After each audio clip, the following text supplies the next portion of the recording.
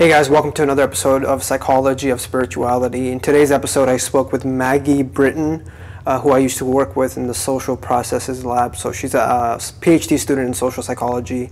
We spoke about some really interesting things, including parasocial relationships, which is pretty much how us as humans grow attachments towards television characters, movie characters, and how that impacts us psychologically. And we also spoke about other things pertaining to prejudices and how that affects health outcomes. So before we get into the conversation, I just wanted to do a quick glimpse into the impact of media on us psychologically, which is really fascinating. So yeah, we can get right into that right now. A report by Nielsen found that Americans spent about 9.5 hours each day consuming media in the form of TV, computer, apps, radio, and so forth. The influence of digesting media has been qualified in a term titled the hostile media phenomenon. This means that individuals who feel very strongly about an issue view media coverage of that issue, regardless of its objective content, as inherently biased against their position. For example, researchers found that hostile media perceptions directly motivated political action to reduce climate change amongst liberals, but decreased climate activism amongst strong conservatives. Dating back to 1985, Robert Vallone found that people viewing the Beirut massacre, depending on whether they were pro-Israeli or pro-Arab, rated the media as being inherently biased against their side, regardless of the content. We are social perceivers. It is in our capacity to view political, social, or even scientific viewpoints as supporting or not supporting the views that we hold. But ultimately, it is important that we are cognizant of the impact of the media which we consume, so we may better inform our decision-making. And now, on to our conversation with Maggie Britton. Hey guys, welcome to Psychology of Spirituality. I'm sitting here with Maggie Britton, who I actually used to work with as an undergraduate here in the Social Processes Lab. We want to hear a bit about her experiences as a doctorate student in social psychology, how she came to this field, what she researches. When I worked here, we did some parasocial relationship stuff, which is pretty much how us as humans form relationships with fictional characters or even actors sometimes. So that was kind of the work that I was involved in when I was here, but I know Maggie has kind of shifted in terms of her research. So right off the bat, we can ask Maggie, what brought you to this field of social psychology? So I kind of came to social psychology by accident. When I was an undergrad, I was kind of on the medical field path, and then I changed, and I was like, I didn't know what I wanted to do. I didn't like biology, I didn't like chemistry, couldn't figure it out, but psychology was one of the prerequisite courses that you have to take. And really just from my introduction to psychology course, I got super interested in it. So I decided to take a couple more. I fell in love with like statistics and methods and all those kinds of things. We rarely ever hear that from psychology students. I don't love it so much anymore, but I really loved it in undergrad. When it was easier. Yeah, when it was easier. But so I ended up majoring in psychology, and as you know, before you go to grad school, it's a really good idea to get some research experience in. So I started joining labs, just ones that were taking applications, and I ended up joining 2 different labs that were socially focused. So they just kind of sounded the most interesting to me. One was a post-traumatic growth, so how we grow after stressful experiences, and the other was a self and interpersonal processes lab. So very similar to what I do now, kind of focused on the self and relationships. And I think I take kind of my research now definitely stems from those first experiences. Yeah, and they were very socially based, so when it was time to apply to grad school, that's kind of just where I fit. I knew I didn't want to practice, I didn't want to be a clinician, I knew I wanted to do some sort of research or teaching, and so social psychology was just kind of the best fit for that. So I usually ask this to students, so social psychology is probably the most mainstream form of psychology. It's probably the one that's best known when people think of psychology. So what does social psychology mean to you as a discipline, as a subject? So very generally, I think it's, sounds kind of repetitive, but it is the study of social interactions. Okay. The study of how we interact with people, and for me, I look at it as sort of, those day-to-day small interactions, and how those have kind of large-scale effects down the line. Okay. So, like I said, I worked, kind of with some stress in undergrad, and I still work with some stress now, looking at stressful experiences. And, if you look at it day-to-day, our stressful experiences with other people, if somebody hurts our feelings, it may not be that big of a deal one time, 2 times, but if you look at those cumulatively, then they have really big effects on now what I look at is health. Okay.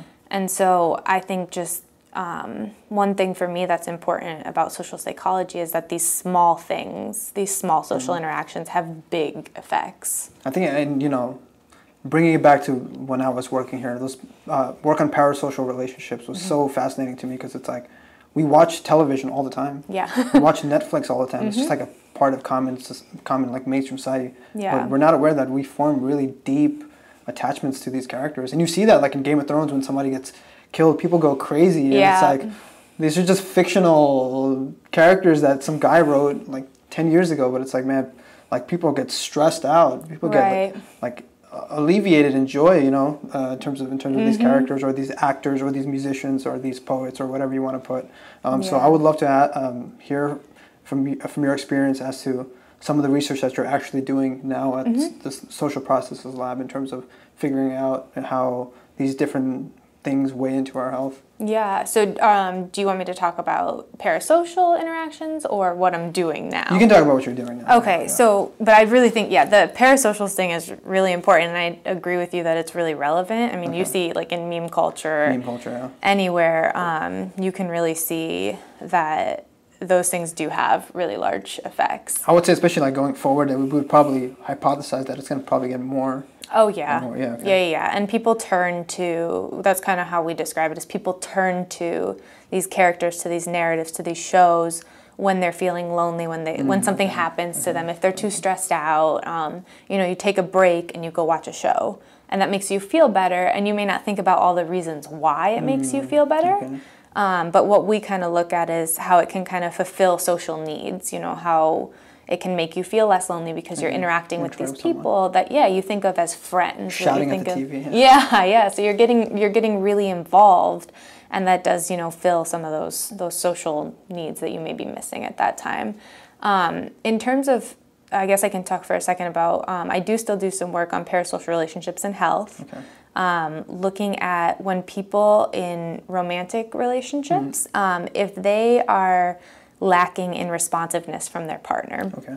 So that would be like you're in a relationship where you feel like your partner doesn't understand you, doesn't meet your needs, doesn't really care for you globally. That isn't so much about like my partner supported me today, but it's kind of the general feeling about how your partner feels about you. Neglected Most of the time I feel like that. For those kind of people, they have worse health behaviors because they're not getting the support from their partner that they need. Okay. So they tend to drink more, they tend to smoke more. Okay. And some of the research that I've done, one paper that will be coming out, and then a couple posters looking at people who are deficient in what we call perceived partner responsiveness. Okay. If they turn to social surrogates when they're stressed, or parasocial relationships, if they turn to those kind of narratives, then we actually see sort of a buffer effect in terms of their health behaviors. So low partner responsiveness, high social surrogate use, they tend to then start looking more like the health behaviors of high partner responsiveness. Wow. So if you compare them just by themselves, low is really bad for your health. Yeah. But if you compare it with, using those social surrogates or those parasocial relationships, we don't see that anymore. We kind of see them start to look more like the people with high partner responsiveness. Does it matter what the social surrogate attachment is to? So if it's like a Jersey Shore figure, it's a good question. We haven't looked at any of that. There's definitely a lot of room to explore in terms of is it the character? Is it the narrative? I think we kind of can rule out the fact that it's just a distraction. Okay. There's some research showing that there is an actual social aspect to it. We're not just turning to it and turning our brains off. Okay. We are engaging in some way. But the actual aspects of it, other than the fact that it's social, we don't really know. I think one of the things we looked at was how these kind of social surrogate relationships can help alleviate subconscious racial prejudices. I think that was one of the things that we looked at, right? So that study actually didn't turn out. It didn't turn out as predicted. Oh, wow.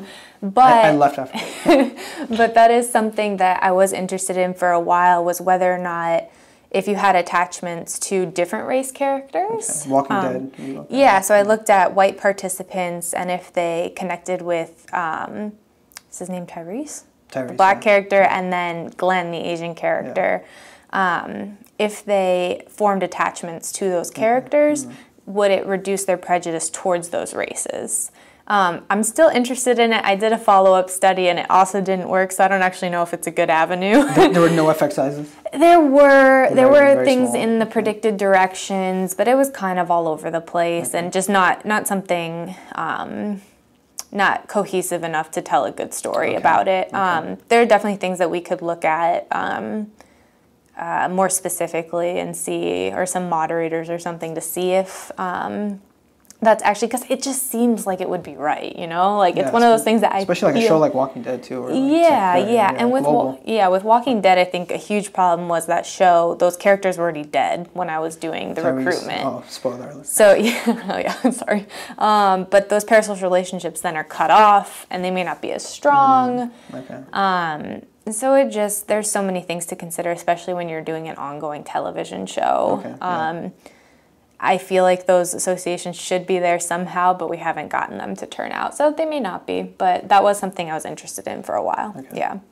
There's always room for research in psychology. Yes. Yes. At every dead end, it opens up about 6 more avenues for you to go somewhere else. It's never a dead end. Yeah. So Maggie, maybe the last thing you can kind of tell us is, what are some everyday applications from some of your research that we can kind of invigorate into our lives to kind of maybe be better people? I think at the heart of psychology, that's kind of what it is. We're trying to bring out the best in people. Yeah, try to help people, so I think for me, the most important, and kind of why I switched gears, was because I wanted to do something that actually really mattered. I didn't get that kind of fulfillment with the parasocial, social surrogate stuff. So I kind of switched over to looking at racial disparities in health. So, there are huge discrepancies between Black, Hispanic, white, other racial groups on health behaviors such as drinking, cancer incidence rates, any of that kind of stuff. And, given my interest in kind of our interactions with others, is how can we be better people to, help get rid of those disparities? Because most disparities in health between races are not biological, they're not genetic. They are social. They're driven by, the way we live, the way we interact with others, the institutions that we have in place, our healthcare system, access, income, all those kinds of things. And so I think, my main takeaway and kind of how I incorporate my research is, how can we be just nicer to people and not cause stress, not create stress for people that already have all of these other things that maybe we can't control on a day-to-day basis. But, creating better interactions between people. And that kind of goes back to my interest in prejudice. Right now I'm trying to see, kind of how daily instances of prejudice, microaggressions. So those subtle forms of prejudice, how those can kind of influence our health behaviors, particularly among Latinos and Blacks.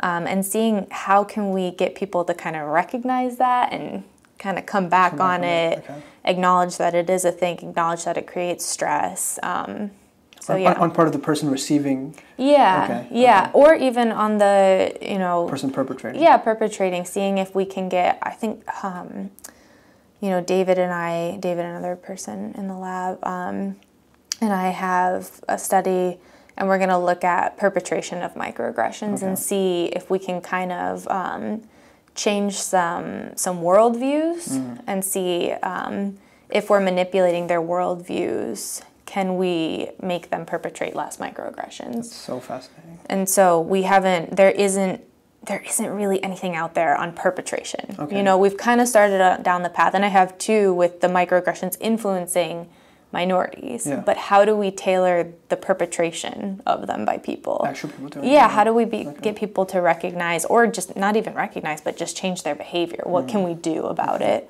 And so, yeah, that's kind of my everyday application of it. I think I always plug it in back to what I research, which is mindfulness. Yeah. So like a lot of the things that Maggie talks about in terms of just being kind of kinder to one another. Just because we give ourselves regimes, you know, physically I need to do a diet, I need to, you know, take care of my family, but we may not really necessarily give ourselves, you know, how can I become less of an angry person? How can I become less of an ignorant person? That might be kind of hard for people just because there's no kind of daily kind of takeaway, like, you know, I'm going to eat this many carbs that you can adjust. But for me, like mindfulness is something that people can use. You know, I'll give myself 5 to 10 minutes of breathing control. I'll try to smile. I'll try to smile at 5 people. Yeah. Which is, it's harder than it seems. But just giving yourself some small goals, you know. I'll try not to be an ignorant person. I mean, it's what like shark to tackle, but it's like, you know, it's how we build a better society in my thoughts. So I want to thank Maggie for being here. Yeah, thank you today. for having me. Let's stop causing stress on one another. we can stop that. Thank you so much. Hit subscribe, support the channel, and I'll see you on the next episode.